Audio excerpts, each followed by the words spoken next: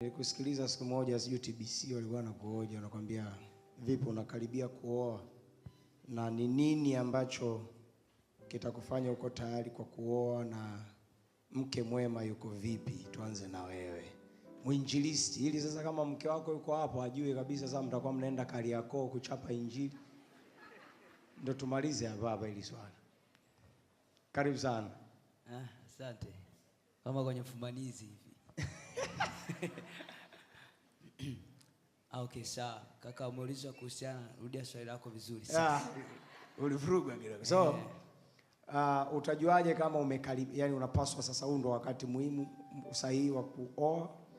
Lakini swala la pili, utajuaje kama sasa huyu ndo mke wangu sahihi wa kumuoa? Kwa sababu ni jambo moja kujua muda, jambo la pili kujua mtu. Okay. Bwana Yesu asifiwe. Na kwa nini mpaka sasa hujaoa? Okay, sawa. Yote atajibiwa tu. Kitu cha kwanza ambacho napenda kusema ni kwamba kujua time ya kuoa au muda wa kuoa. Kitu cha kwanza anayetoa mke si ni Mungu jamani.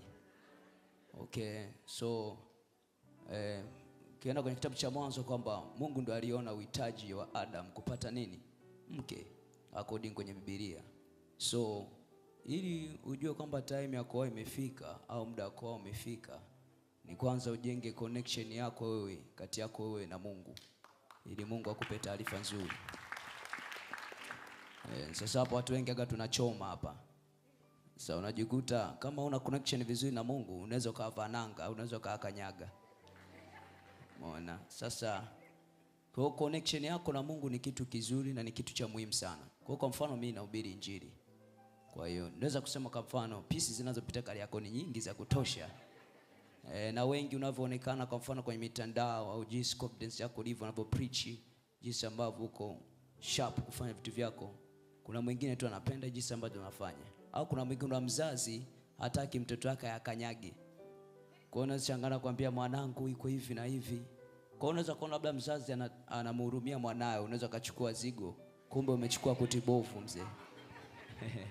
Kwa hiyo kwanza ni kujua, ni kuwa na connection nzuri baina yako wewe na Mungu. Mungu ndo anajua utaji wako kwamba huu ni muda umefika wa kuoa. Lakini kuhusiana na tamaa za kimwili, Paulo amesema kila mtu ajue namna kuweza nini? Kila mtu anajua weakness zake. Hata mimi nasema hapa hizi habari. Najua madhaifu yangu kwamba mimi bwana ikienda sehemu fulani hapa lazima sitaweza. Kwa zile weakness zako unazifiti vizuri. Kujua mke bora sasa.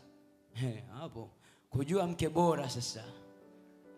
Nikiangalia kwenye Biblia, kwenye Mithali, mama ameweza kusema nini anaweza kumjua mke bora? Kile mke mwema kutoka kwa nani? Kwa Bwana. Kwa Mithali ameshusha sifa zake pale za kutosha.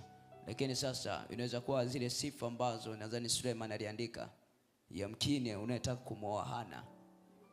Umeona? Naweza kusema labda kwa fikra zangu dogo, unaweza kusema kwamba zile zilikuwa ni sifa ambazo Suleiman aliandika according kwenye Bible kwa vigezo vyake ambavyo aliona na kufunuliwa. Lakini paka sasa Roho anena waziwazi.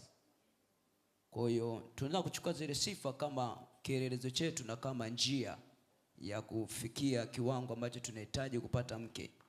Lakini unaweza kukuta zile sifa zote ambazo Suleiman ameandika, mke ambaye anatakiwa kumwoa akapungukiwa hata 6. Kwa hiyo sio kigezo kwamba usichukue ni mke huyo. Hapana.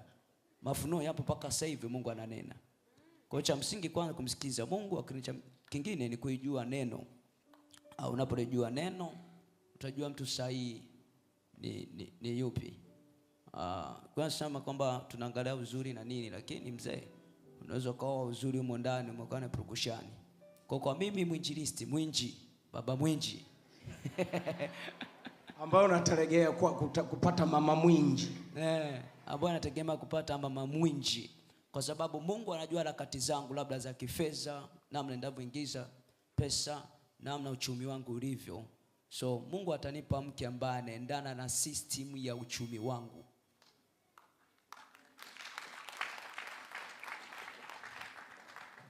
Na Mungu atanipa mke ambaye anajua kwamba kura yangu, tunasema sasa kwa mtaani, kura yangu lazima nijizalilishe ndio nile. Mbona hii ni lugha kidogo ya mtaani. kwamba unapoona unafanya huduma unafanyaje, wengine wanaona kama unajidhalilisha hivi. Kwa hiyo kwa sisi tunaelewa kwamba mtumikia Mungu, lakini kwa mtazamo wa nje unaweza kuona kama vile unajidhalilisha. Kwa hiyo sasa uchumi wako na namna unavyoingiza pesa, Mungu atakupa mke ambaye atakubali kwa system nzima ya maisha na upatikanaji wa fedha, ataingia naye kwenye mfumo huo ambao unao. Amen. Shangilie Mungu kwa makofi mengi. Wewe ambaye ushangilii vipi? Unaogopa kuwa mama mwinji?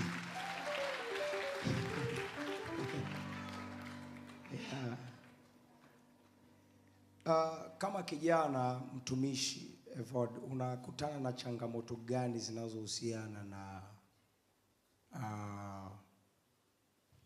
na utakatifu hasa kwenye eneo la mahusiano au kwenye eneo la sex, na unajitunza vipi ili uendelee kuwa kielelezo mbele za Mungu wewe kama kijana? Maana kuna vijana katikati yetu wa kike kwa kiume ni watumishi na wanaweza kuwa wako kwenye spotlight, ila wanapitia changamoto fulani ambazo kwao ile purity inakuwa ni shida. Wewe waga unafanya vipi? Okay, sasa hapa ngoja nitasemea maisha yangu mimi, namna ambavyo najitunza katika utumishi. Waswahili nasema usione vimelea ujue vimefanyaje. Okay, kwa nazungumzia mimi wanajitunzaje. Kwanza, kitu cha kwanza ambapo nilianza utumishi na kuanza huduma kumtumikia Kristo, jambo la kwanza ambalo nilifanya nijicommit sana kwenye maombi. Nikasema kwanza, Mungu nitolee marafiki ambao si sahihi kwangu. Kitu cha kwanza hivyo. Alafu kitu cha pili, namna kuweza sasa kuhandle miamko kimwili labda na vitu kama hivyo, ni kujikeep busy kwenye huduma. Unajua ukifanya sana huduma Mungu kuna utisho fulani hivi anakuwekea usoni na kila kitu. Yes sir. Yeah. Kwa hiyo mtu mbaya kunisogelea mimi kwangu hapana. Kwa mimi sijajua kwako. Ila ukijiconnect na Mungu hakuna kibaya ambacho kitapita kwako kwa sababu na utisho. So utisho.